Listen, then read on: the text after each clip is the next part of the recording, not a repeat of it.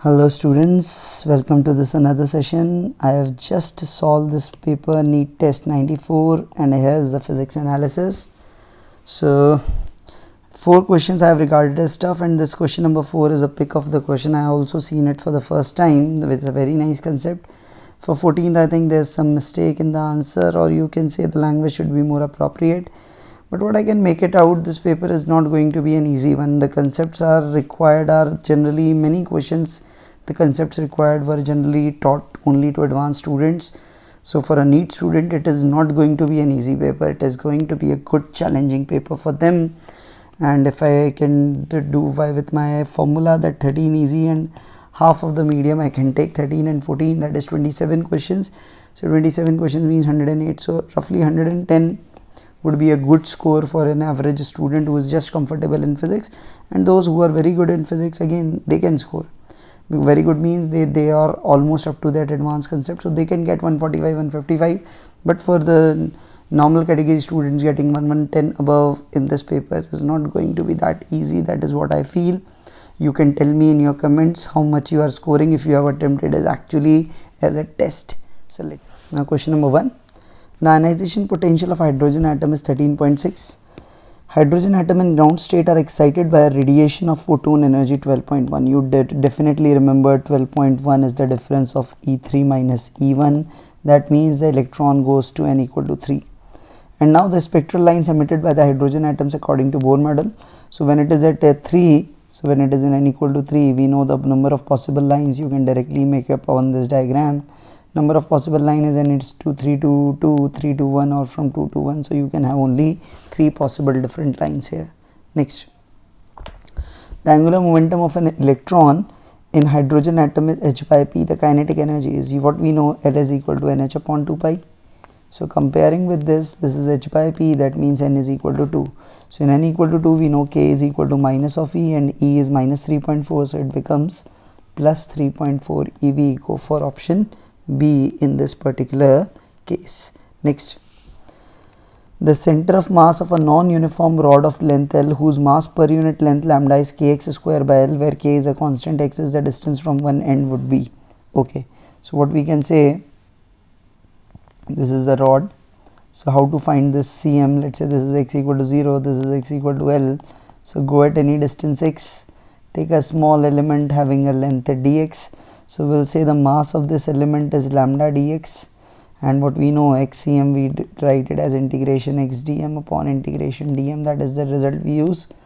So x dm, that is lambda dx upon lambda dx, this integration. Now put the value of lambda, it is kx square by L dx, again kx square by L dx, and limit of x will go from 0 to L. So k by L will get out. So x cube will give us L to the power 4 by 4. Here it will give L cube by 3. So if I do this comes out as 3L by 4. Go for option A. This is going to be the distance of cm from one of the end. Next one.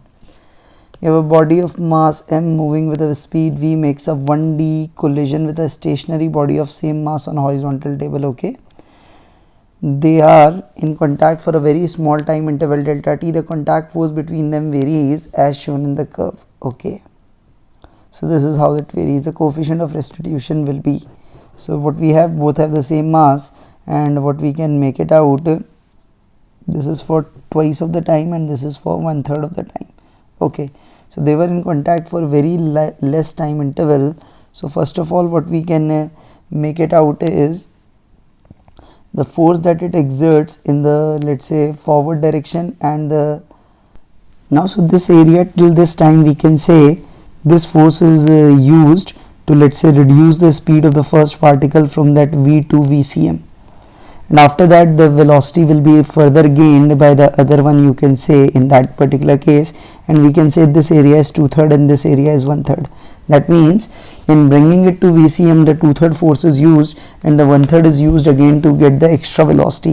So I can directly go from this logic that the coefficient of restitution, I can directly say the net gain, now the separation speed will be the half of the speed of approach. I can directly go using this area analysis. So E would be equal to half, you can interpret.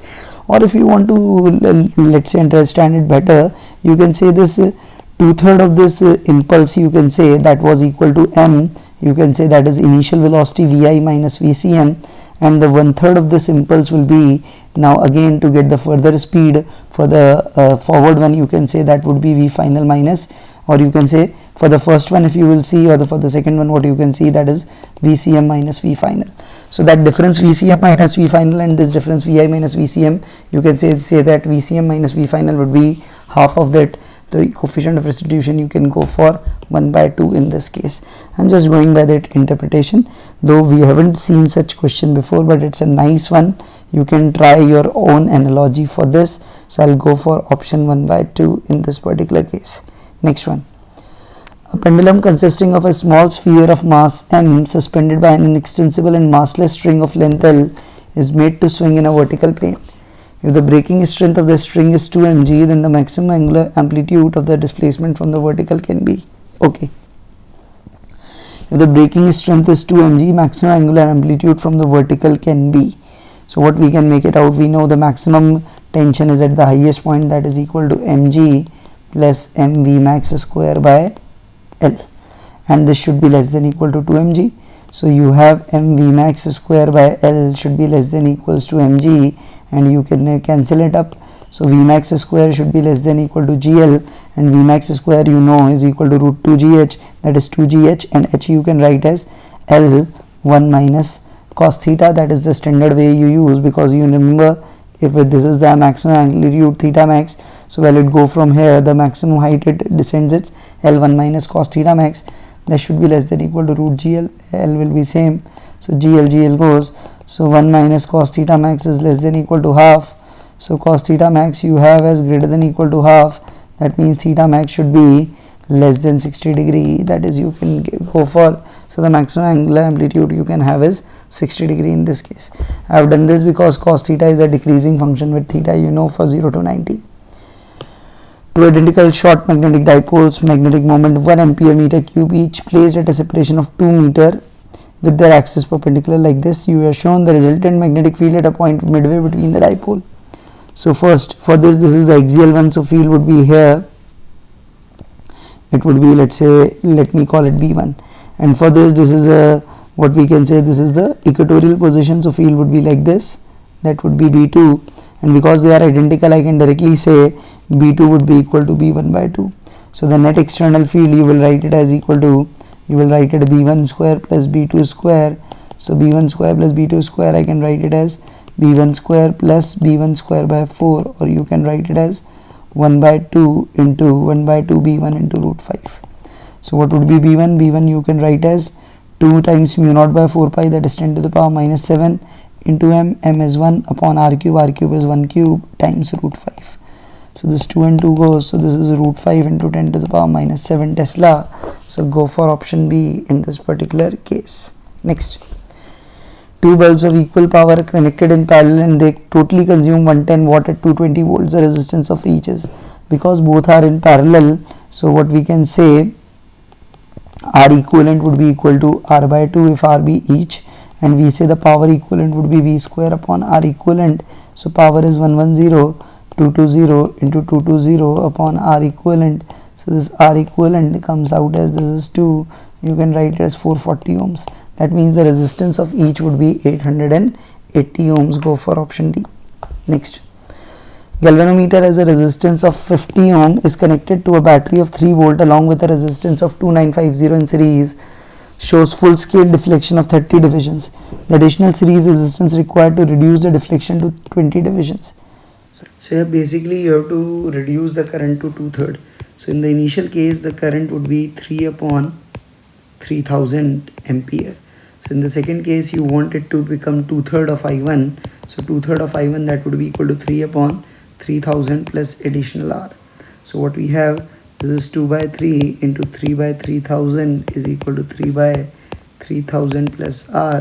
This and this goes. So what we have, 3000 plus R would be equal to 4500. You can make it out directly. So R is 1500 ohms. No, not a tough one. Just understand the language and you will be able to get it comfortably. Next. You have a particle of mass m charge q attached to a string of length L. It is whirled into a vertical circle in field E. The speed of the particle at point A so that the tension in string at A is 10 times the weight of the particle is okay. Let me read it again. MQ, whirled in a field E, it is field at A so the tension is 10 times the weight of particle. G is acceleration due to gravity. Okay, so field is given, so what we have, it is positive charge, so the field force would be upwards QE, tension would be upwards, and this would be mg. So the force towards center QE plus T minus mg should be equal to mv square by L, and you want this tension to be 10 times of mg, so this becomes 9 mg. So QE plus 9 mg multiplied by L divided by m, that is V, is under root like this. So if I have to do this, it would be, what I can say, L I take as common, it would be 9g plus QE by m I can write. So it is option B that I'm looking at is the appropriate one. Yes, that's the answer. Next one. In the given circuit, K is open, okay. Charge on capacitor C in steady state, what Q1, now the Q is closed in steady state, charge C is Q2. Ratio of charges, I think we have done this before. Initially we have this only one loop, so initial charge Q1 would be equal to complete voltage will appear on it. You can call it as C, not C1E, simple C. Now in the second one, the loop will be like this. In steady state, no current will flow through this, so no current will flow, but here current can flow through this loop. So what we will have, we'll have the drop on capacitor, not E, it is across to 2R, and if you divide voltage between R and 2R, it would be 2E by 3. So the new charge would be 2/3 of E potential, so it would be 2CE by 3. So the potential ratio Q1 by Q2 would be 3 by 2. Go for option A here. Next one.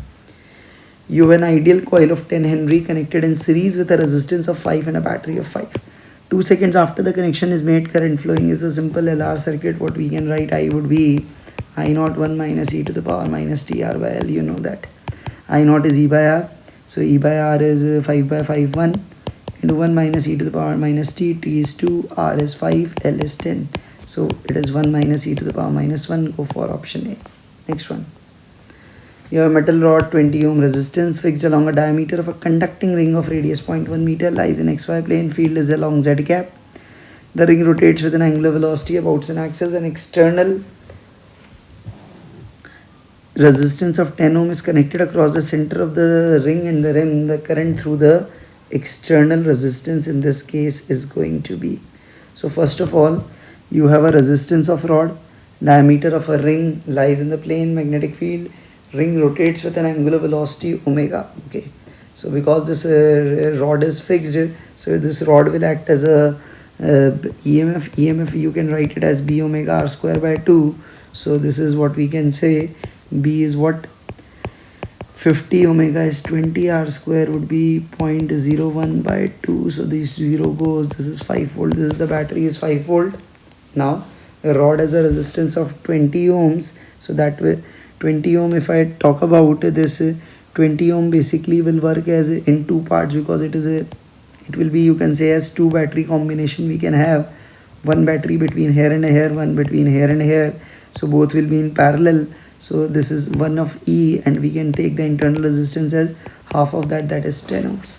Now an extra 10 ohms we can have the metal rod resistance. Now what we have, an external load of 10 ohm is also connected here.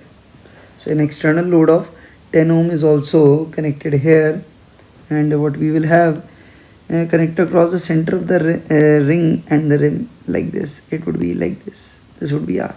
So this R is the external load here. So the current through the load. So what we can say, E equivalent would be E, but R equivalent will become R by 2.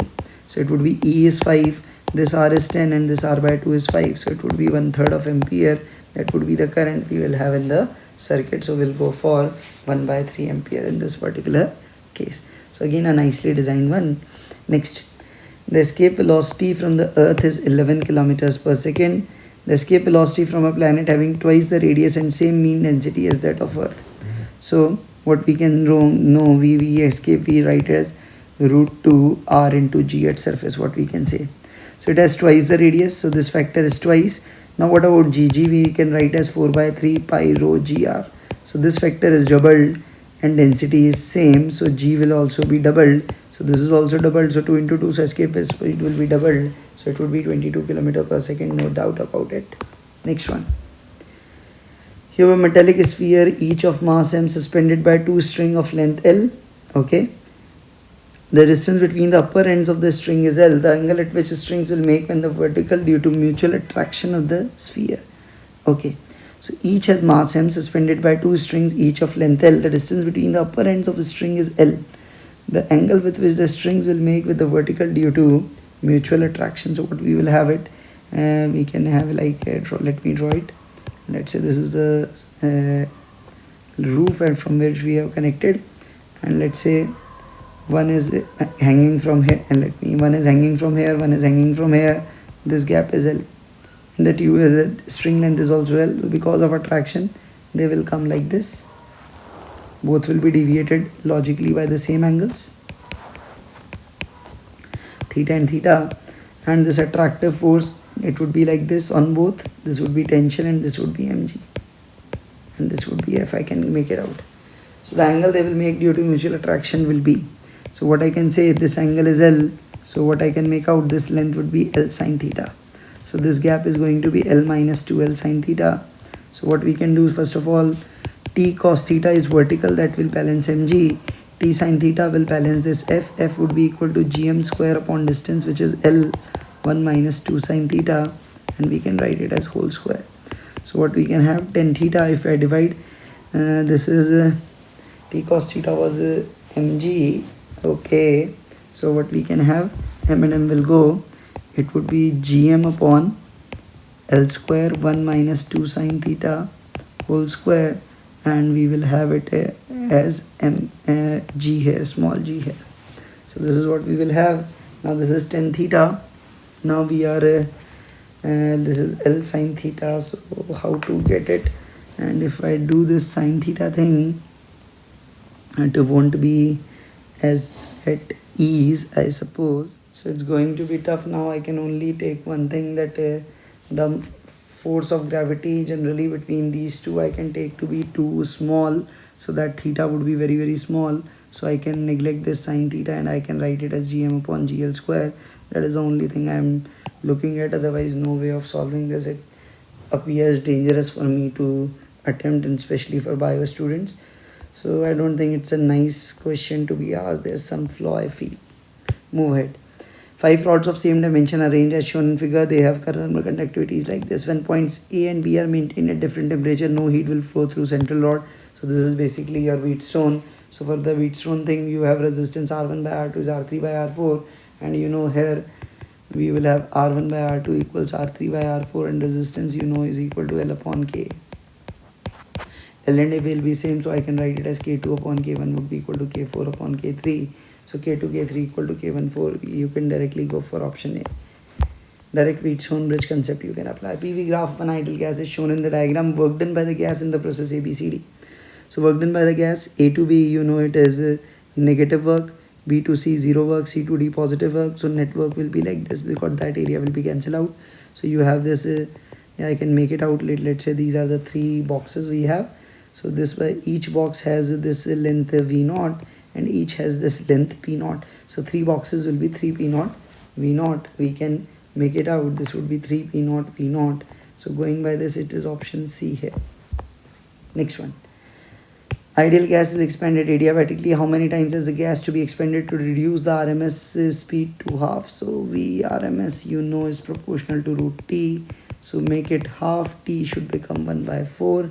So what we have, we know Tv to the power gamma minus 1 is constant. So what I can write, T initial, V initial gamma minus 1 is T final would be T initial by 4 into V final ki power gamma minus 1. So V final upon V initial ki power gamma minus 1 is 4. So V final upon V initial gamma minus 1 will give us 0.5, that is 1 by 2 is 4. So V final upon V initial would be equal to 16. So it would be 16 times. We can directly make it out, option B. Next one.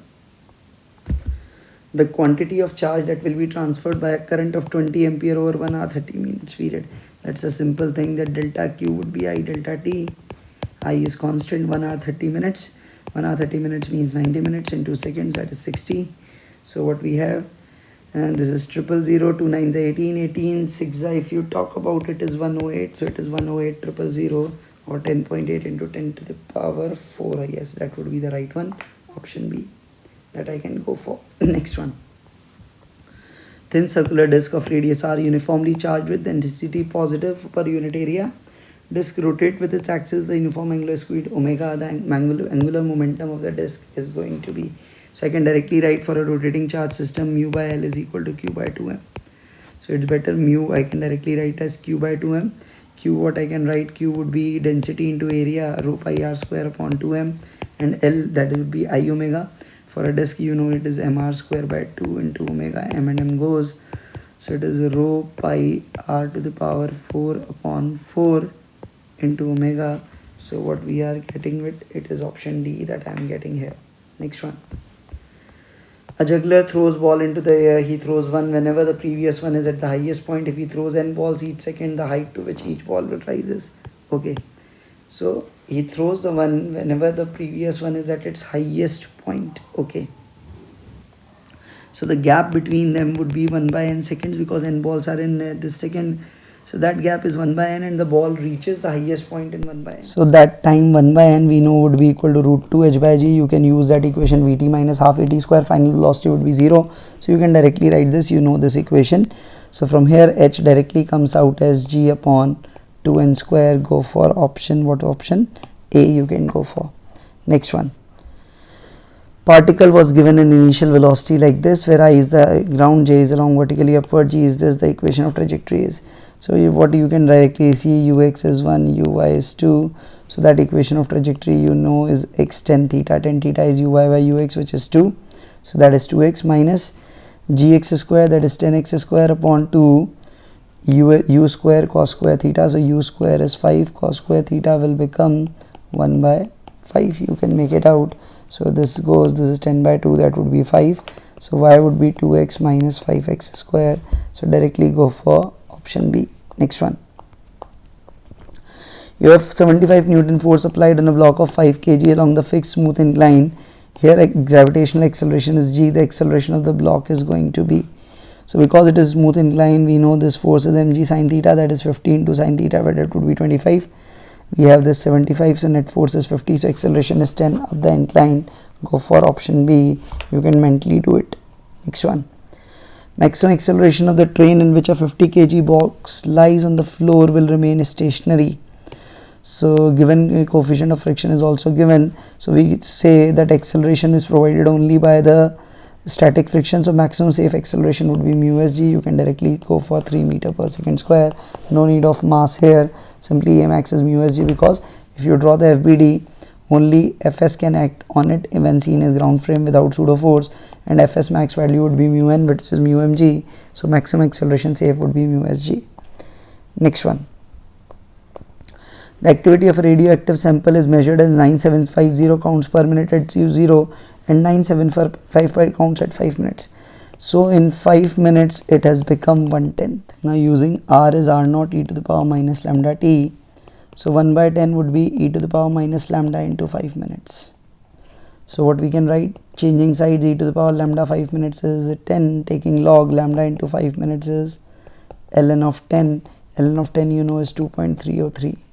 So lambda would be 2.303 upon 5 per minute. So you can do, it would be 0.4 something, so it would be 0.461 directly. I can directly take this one from here. Next one. If a radioactive material has an activity at time t1 is r1 and at later time t2 is r2, the decay constant of the material is lambda is then. So again what we can directly make it out. So r1 is r0 e to the power minus lambda t1. R2 is r0 e to the power minus lambda t2. So what we can do, we can divide it. So r1 by r2 is e to the power minus lambda. If I can write it, it would be t1 minus t2 in that sort. So what we can say, r1 is r2 e to the power minus lambda t1 minus t2. So it is straightforward written like this. Go for option A. 26. You have two identical blocks A and B, each of mass m, resting on smooth floor, connected by a light spring of natural length L, spring constant K, with spring in natural length.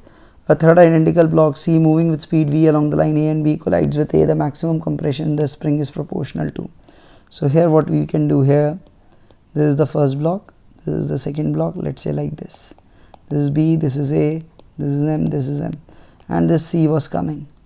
This was coming with some velocity v, this is a mass m, and what we have collides with A, the maximum compression in the spring. So for this collision, first of all, the spring is at a relaxed length, so no external force acts.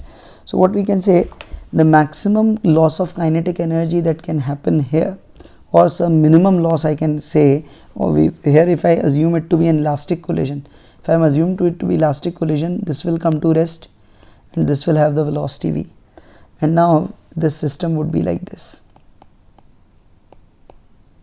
This is having velocity v, spring is at natural length. So what we can say in this position, what would be k dash? K dash, that is in the C frame. In the C frame, the kinetic energy would be half mu, mu here would be m by 2 into v relative, that is v square, and this much energy it can lose, because we know now no external forces act, so that kcm or the cm motion energy won't change, so only the C frame energy or the energy due to that relative motion can convert into spring. So this would be converted into spring, that would be half k x max square. So I can directly say x max would be v times root of m by 2k. Directly you can go for this option A. Again, this is the theory I am using for C frame. If you don't know C frame, you have to go by basic energy and momentum analysis. You can do by that, but that C frame theory helps if you have studied. Next, this is again a very typical question I can remember. Particle executes SHM along a straight line, velocity at distance x1 and x2 from mean position are v1 and v2, then its time period is. It is also a very special question. You have to arrange the things. So if I can recollect, let's what I can write. First of all, v1 I can write it as omega times under root of a square minus x1 square. So I can write v1 square is omega square a square minus x1 square. Similarly, v2 square is omega square a square minus x2 square. Now you have to eliminate a and get omega in terms of v1 and omega. So what I can do here, so for eliminating a, I can directly subtract both them. So I'm subtracting what I'm get omega square x2 square minus x1 square I'll be getting. So omega I'm getting as v1 square minus v2 square upon x2 square minus x1 square under root. So time period now we will get 2 pi under root of omega. Under root of omega will give me x2 square minus x1 square upon v1 square minus v2 square. Going by this is option B, that is the most appropriate one. So next 28. The difference between kinetic energies of photoelectrons emitted from a surface by light of wavelength 2500 and 5000 angstrom. This is the question came yesterday, I think in NEET or JEE Main, I don't remember. So this is in the first one, k1 max I can say that would be equal to hc by lambda 1 minus phi. In second, k2 would be hc by lambda 2 minus phi. Subtract both of them, k1 minus k2 would be hc by lambda 1 minus hc by lambda 2, and you know because lambda 2 is doubled, it is doubled, so energy would be half. So I can directly say half of the energy of hc by lambda 1 would be the answer. So half of hc, which is 1240 upon lambda, is 250 nanometers. So what I can say, 25 upon 124, it would be approximately what we can say, this is 5 by 2, so approximately it is 2.5 eV. So go for option B, 2.47. About 5% of the power of a 100 watt light bulb is converted to visible radiation. Average intensity of visible radiation at a distance of 1 meter from the bulb is. Now this is a very interesting thing. So only 5%, that means 5 watt is emitted in this. Now intensity at distance of 1 would be P upon 4 pi r square, assuming it to be a point source. So 5 upon 4 pi into 1 ka whole square. So 5 upon 4 into, let's say, 22 by 7 I can do. So 35 by 88, 35 by 88 you can do. It would be 0.4, I think it would be the closest one, 0.4 watt per meter square. Next one. The pressure at the bottom of a tank of a liquid is not proportional to the density, to the area of the liquid surface, height of the liquid, or acceleration. You know it is area. Area doesn't matter, that hydrostatic paradox thing, you know. Area doesn't matter, only the height, area and density matters. Now, next. Take bulk modulus of water to be this. What increase in pressure it is required to decrease the volume of 200 liters by this? So what I can say, delta V by V, or the basic thing that I can remember is bulk modulus is minus delta P upon delta V by V. So delta P required would be, because it is decreasing, it would be positive. I can directly write B times delta V by V. So B is 2100 into 10 to the power 6 and delta V by V is 0.004%. Okay, So it would be 0.0004 I can write, okay, because 4% means 4 by 100, so it would be like this. So 1, 2, 3, 4, 5 and 6, let's say I can do, so 2100 into 40 it becomes. So 21 4s is 84 and I can have 000. So 840, 84 000, or what you can make it out, it would be 84 kilopascal. So nice question. Be careful about the number of zeros, otherwise you will feel like Sambit Patra in that case. Be careful about that zero thing.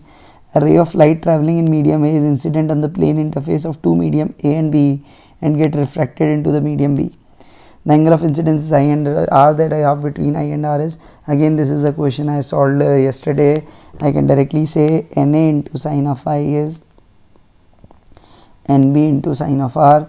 So sine of R is NA upon NB times sine of I. So this is y equal to mx. Comparing its slope, NA upon NB is equal to 1037, which is 3 by 4. This would be equal to VB upon VA because n is inverse to velocity. So what I can say, speed in A is more, speed in B is 3/4 times the speed in A. Go for option A in this case. Next one. A point object is placed on the principal axis of a convex lens of 20 centimeter, distance of 40 centimeter to the left of it, okay. The diameter of the lens is 10 and I is placed 60 centimeter to the right of the lens and a distance h below the principal axis. The maximum value of h to see the image is. So this pertains to the concept of field of view. So first of me, let me see the what is the data. This is the focal length is 20 and the object is placed at 40 centimeter to the left. So that means it is placed at 2f. So if it is placed at 2f, and what is the height of the object if it is given point, okay. So what I can do, and this diameter of the lens is 10. So in the limiting case, if I have paraxial ray, if I can take this length, you know, is 5 because diameter is 10. So this is what we can have. The diameter of the lens is 10, so this is 5, and we know because it is at 2f, it will be formed at 2f. So it will be formed at 2f. This will be like this. And where is the I? I is 60, that means 40 it would be here. The I is here somewhere below. So if I do the field of view thing, it would be something like this. This is 5 and like this. So it should be between this region. So this is, let's say if I calculate, this should be the value of h. So going by the symmetry analysis, this is 20 and this is 40. So going by the similar triangle, this was 5. So I can directly say this h is 2.5. So it should not be below 2.5, otherwise no ray will enter in the eye. So it should be within this field of view. So it should be at least, it should be at max 2.5 centimeters. Nice question. It is going to be tough. Next one. A tangential force acts at the top of a thin spherical shell m radius r. Acceleration of the cell if it rolls without slipping. So about IAR you can directly write F into 2r would be I about that. So I about that because it is shell. For shell you have that moment of inertia is 2 by 3. So it will come out as 5 by 3 mr square times alpha. So alpha comes out as 6f upon 5 mr if I am right, okay. So acceleration of cm would be alpha r, that is 6f by 5m. I can go for option A, not A, yes, and A is reverse of that, sorry, it should be B, 6f by 5m. Next one. The MI of a thin uniform rod of length L, mass m about an axis through a point at a distance of L by 3, one on one of its end perpendicular. So what we need, this point, this is at a distance L by 3. So from the CM, this distance is L by 2 minus L by 3, that would be L by 6. So what I can use, parallel axis theorem, I can write I is I about CM plus MD square, D would be L by 6 whole square. ICM is ML square by 12, this is ML square by 36. Take the LCM as 36, it would be 3 plus 1, 4 ML square by 36, so ML square by 9. So go for option B, straight away application of parallel axis theorem. Next way. Transistor connected in CE configuration, collector supply 8, voltage drop across resistor of 800 in the collector is 0.8, alpha is 0.96 and the change in base current is going to be okay. So first of all, drop across this resistor of 800 is 0.8. So I can directly say this IC value here, or the delta IC you can write, would be 0.8 upon 800. So I can write it as 8 upon 8000, or you can write it as 1 milliampere. Now IC is 1 milliampere and what we have, alpha is 0.96. that you write as IC upon IE. So IE would be equal to 1 upon 0.96. So it comes out as, if I solve it, it would be 25 by 24 milliampere. So therefore the base current would be IE minus IC. If I solve it, it will come out as 1 by 24 milliampere for sure. So go for option A in this particular case. Next one. The value of beta of a transistor is 19. The value of alpha is, this is one of the easiest thing you have done in your life. You know beta is alpha upon 1 minus alpha and alpha is beta upon 1 plus beta. So it is 19 upon 19 plus 1, that is 20. 19 by 20 is 0.95. Go for option D. That's a easy one for you. Next. Efficiency of the Carnot engine is 50% and the temperature of the sink is 500.